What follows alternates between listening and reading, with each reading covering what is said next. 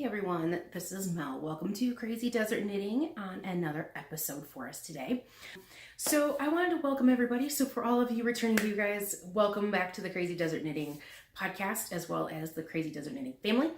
For all of you new viewers, welcome. I'm so excited that you guys are here. I come to you guys from sunny Phoenix, Arizona. Yes, we are in the middle of the desert, and if anybody really wants to know, at this time of year, you know, it's about 95 degrees outside right now.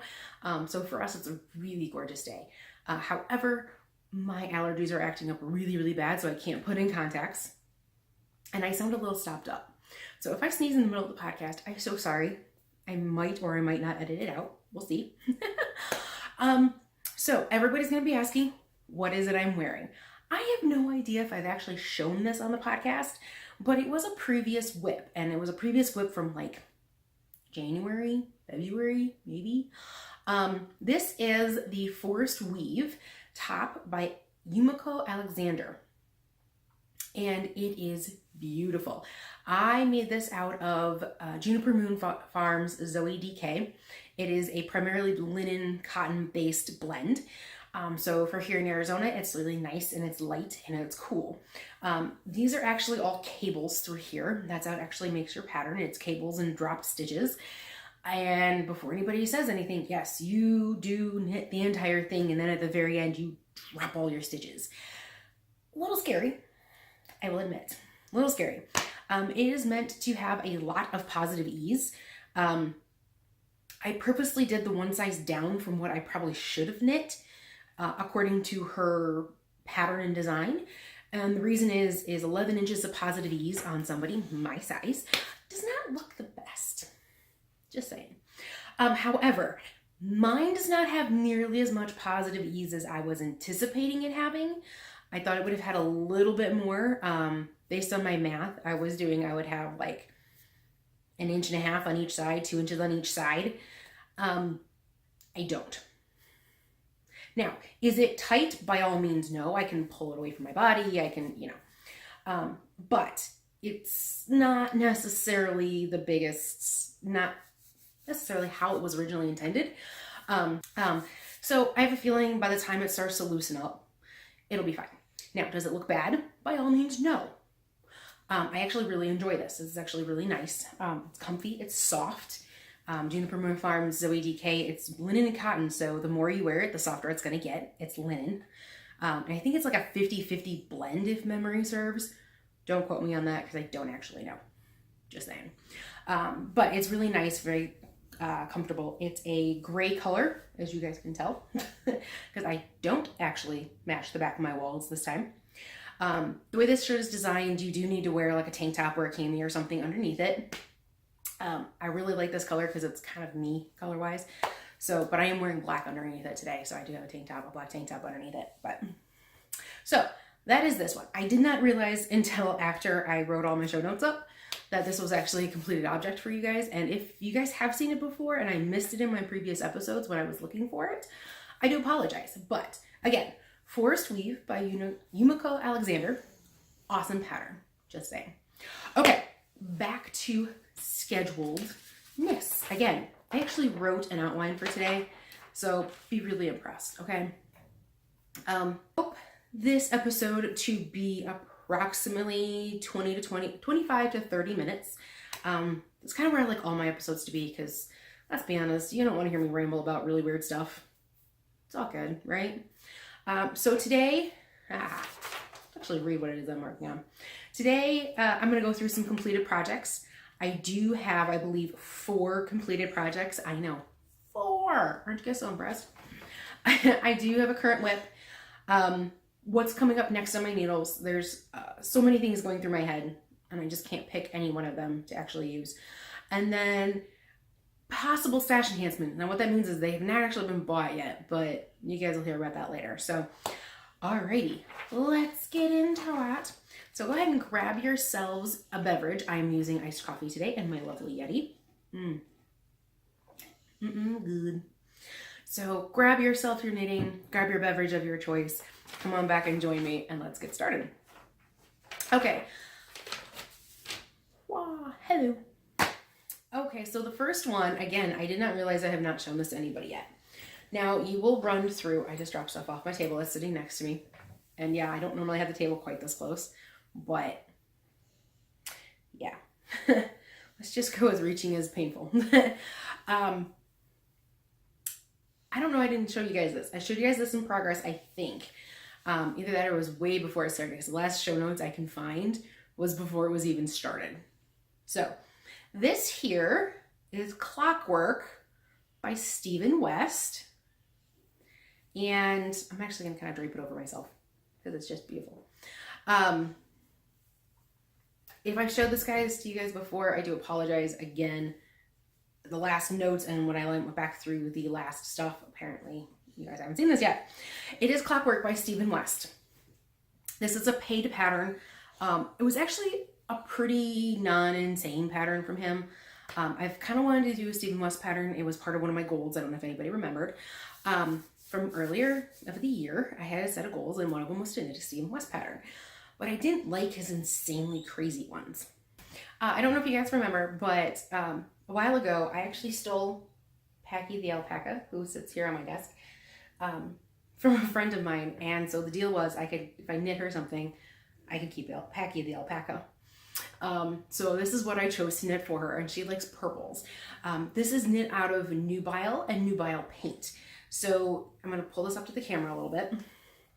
And yes, my colors are very similar to each other, but they're beautiful that way.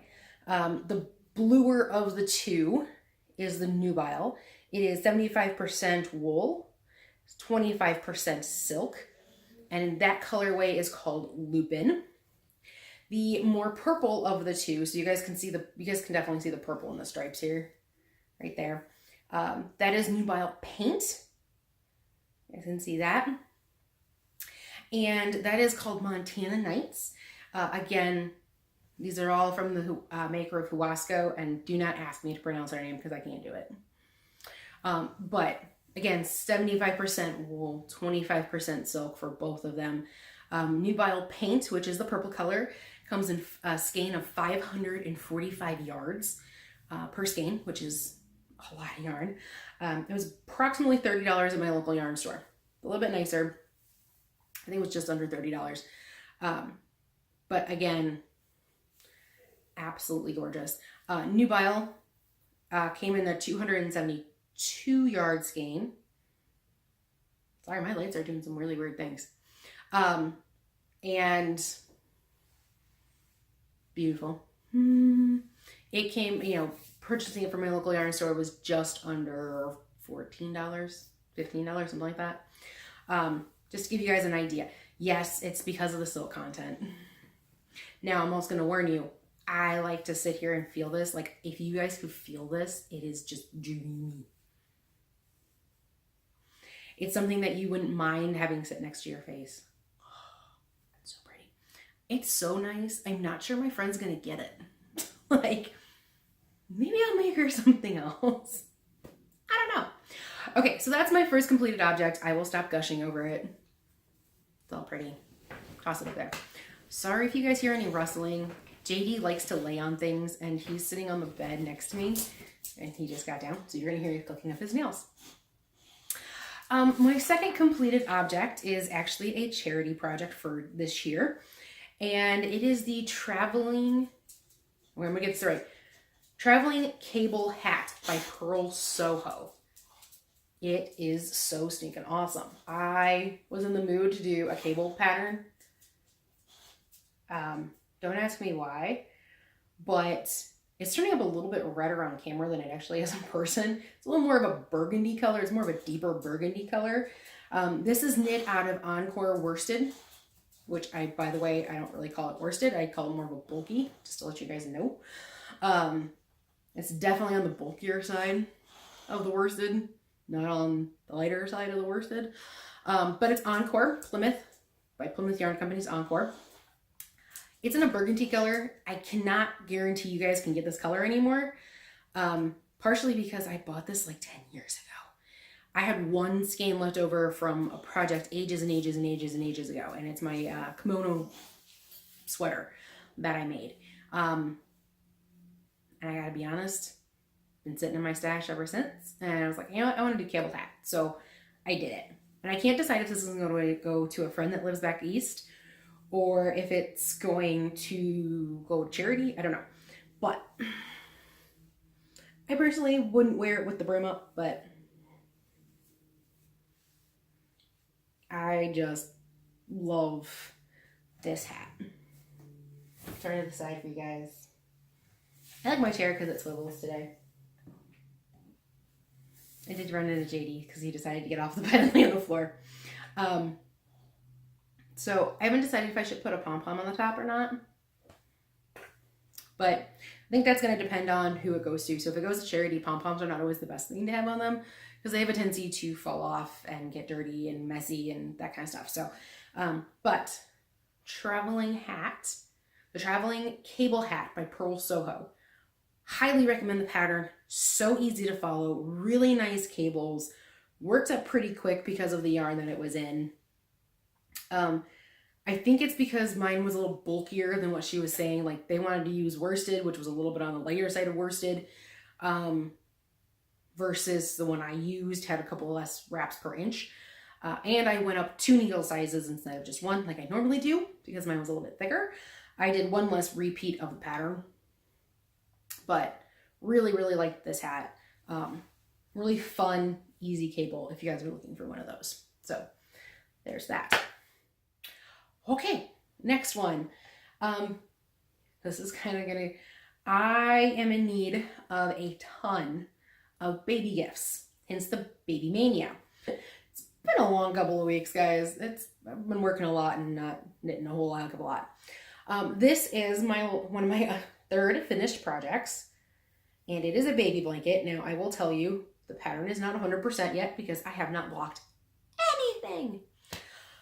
Welcome to an issue of mine. Like the Clockwork isn't blocked yet. It's going to spread out just a little bit more once I block it.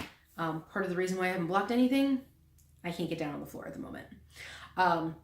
So this is I'm going to read the name, Pine Forest Baby Blanket by Ingrid. I'm just reading it off my paper, guys. Ingrid Artunbo. Find it on the screen. There you go. And it was really fast. It's a very repetitive, it's a 4-row repeat. You repeat it like 50 times from bottom to top. And this was made out of Fiza Baby Yarn. This is kind of what the tag looks like. Just to let you guys know. Fiza Baby Yarn. This is colorway 412. It is 50% cotton, 50% viscose. So it is 100% washable and dryable. Whoever I give this to, and I don't know who it's going to go to yet, I would suggest they put it in a pillowcase or something to wash it. Just saying, so it doesn't get caught in your washing machine. But the colors are like, I don't even know if you guys can see the colors in here. Maybe try to like block it with my hand. There we go. White, a light lilac, lavender purple, and a light gray. So it's a great neutral color. This one's really good for baby girls. I wound up purchasing this at my local yarn store. They were having, it's part of their sale bin. It was buy one, get one. I just like this yarn too. It was buy one, get one. I'll hold it up to myself. Here we go. So I had like 4 of these. It took, this is my 3rd skein, so 2 3/4 to do this blanket. It calls for a worsted. This is actually more of a DK weight, just to let everybody know. It is more of a DK weight. It's great for baby stuff. It's got a really soft, supple feel to it. However, the way it is constructed, like the way the yarn is constructed, it can and will come apart. I don't know if you guys can actually be able to see this on camera, but it does split. Like you guys can start to see it at the corner tips there. It does split rather easily because of how it's done. It's got multiple plies. I think there's like 6 to 8 plies in here. So depending on how you guys grab it with your needles and stuff, it can split on you. I didn't have too many problems with it splitting. Could be because of the way how tight I hold my yarn. Could be that kind of stuff. I also knew it going in. You know, it's a slightly slipperier. I got that. Boom, slipperier. I can't do it. I can't say it. It is slightly more slick. There we go. Slipperier yarn to begin with because it's got some viscose in it. And with the cotton and the viscose together, I don't know what in the world's going on with this light, but it's driving me nuts. It completely changed like the whole lighting hand here. It was like really weird. It does make it a little harder to grab your yarn sometimes. It makes your yarn a little slipperier. I did not use metal needles for that purpose. I actually used wood needles to use this on because I knit very tight and I knit very close to the tip of my needles. So much so to the point that I was afraid my yarn was going to fall off. So there you go. So again, Pine Forest Baby Blanket by Ingrid Bow. I'm just going to, here's the second one there. My first baby item of like 6 to 8 that I need, I think, depending on what I make. So there we go. I have a skein and a quarter left over of this color. So this is my last and final completed item. Jamie's looking at me like, what you doing, Mom? He's trying to like relay down on the bed, so we're gonna let him finish doing that. There we go. He was making a lot of noise. So this is a baby hat. So this is Barley Light, knit in the smallest size, which is a baby size, just to let you guys know. Yes, that is pearls in the front. And then on the backs of it are just knit like you normally knit a hat. It is the baby size. I think it's a little bit bigger for a baby than what I would typically make, but probably kind of nice. I don't know. Kind of big to me. I don't know. I don't have a child, so I mean, I've been around kids, don't get me wrong. Babysat my whole life. And I like kids, but I also like being crazy Aunt Mel and sending them back. It's awesome. So this is made out of Huasco Heather in the Valparaiso colorway. This is the leftover yarn from my evergreen socks that I did back in December of 2018. And I still have some left. So like the baby hat only takes like 110 yards. Apparently I have more than 110 yards left because I still have this. So this is where I realized that basically everything I was knitting one week was the same color as the wall. But this is the same color as this here. So I used the leftovers from my evergreen socks and that's what I knit for this. So again, using up some scraps and things like that. So again, baby item number 2. Maybe, maybe not, don't know. Again, it was Huasco Heather and it is 80% superwash merino and 20% nylon, which was really because it was designed as more of a sock yarn. So great for babies because it is washable and dryable, which is great because, you know, kids pull things off their heads and they go on the floor and they need to be washable and dryable. So new mothers don't want to kill me. Okay, there we go. So that is all of my completed objects for today. You guys ready to move on to my current whip? Get a drink here. My current whip is not very far. I was not able to knit a couple of days this week. And I actually finished up the baby blanket because that took a little while. And yes, this is actually still attached to the ball. So sitting in my lovely, I call it my flamingo bag because it is my flamingo bag, is the beginning of my next project. And you guys want to know what I've gotten done so far? I swatched. Welcome to my swatch. I have not cut my swatch off my ball, but I've swatched.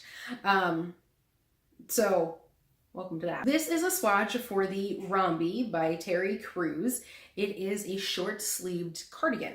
So I did get the swatch done and I will be using, you guys can't tell I have a theme this week.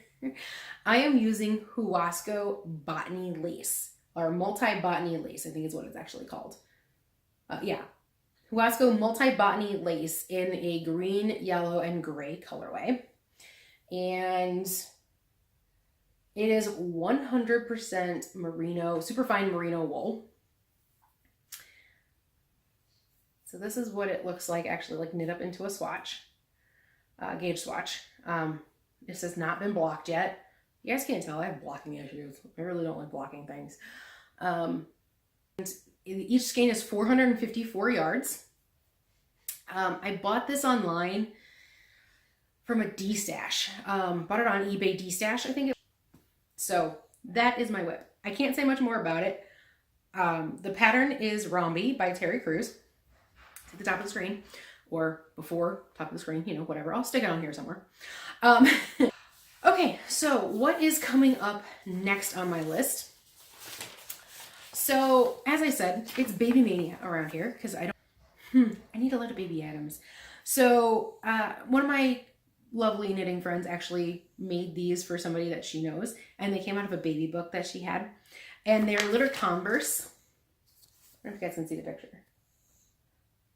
Little Converse, and it's by Nathalie Blanchard. So these little Converse are going to be on my list come soon. So stinking cute. The pattern is like 8 pages long, which is really, really weird to me.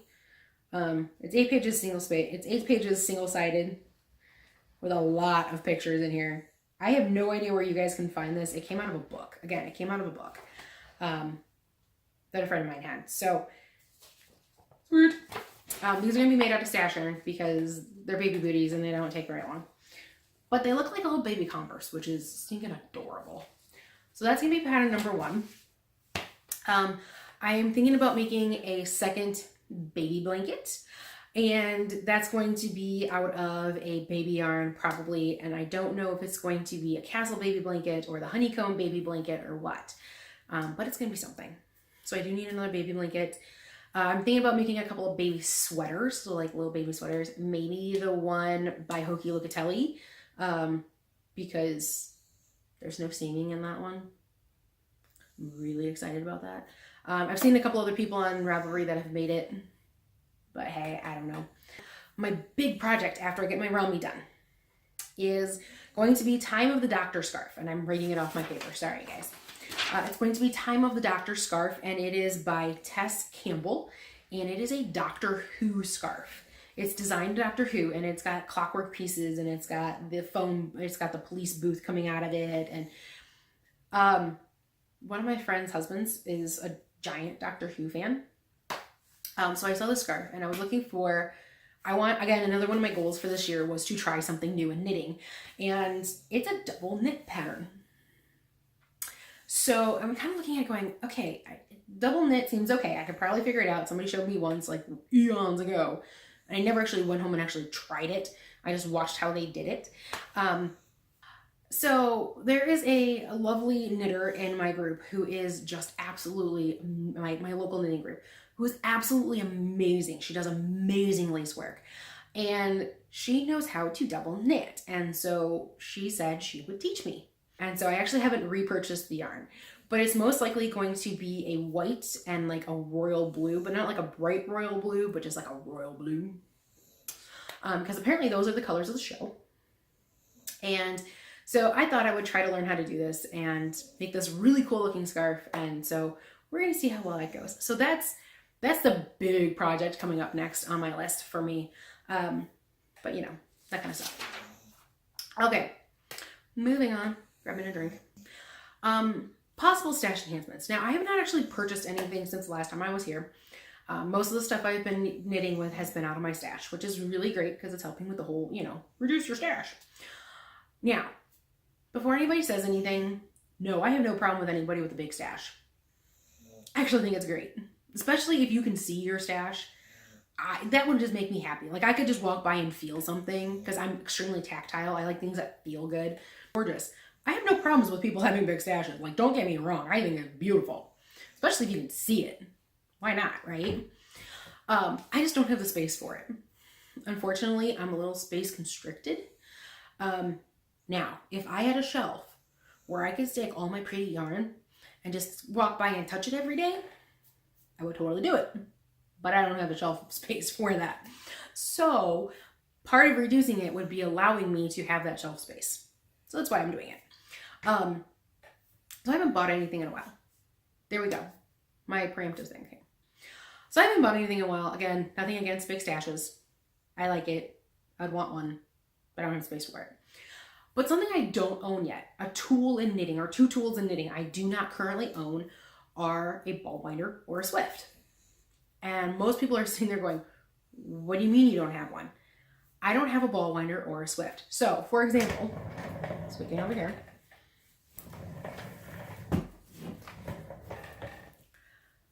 You can see this is actually a ball. It's because I wound it by hand, which is pretty much what I do with all my yarns, unless, let's go back in the camera, that was really bright. Unless I've got a friend that is bringing their ball winder or Swift to a retreat or something, and they'll let me use it. Cool. Then if I have yarn that I can wind up, I will borrow their ball winder and Swift.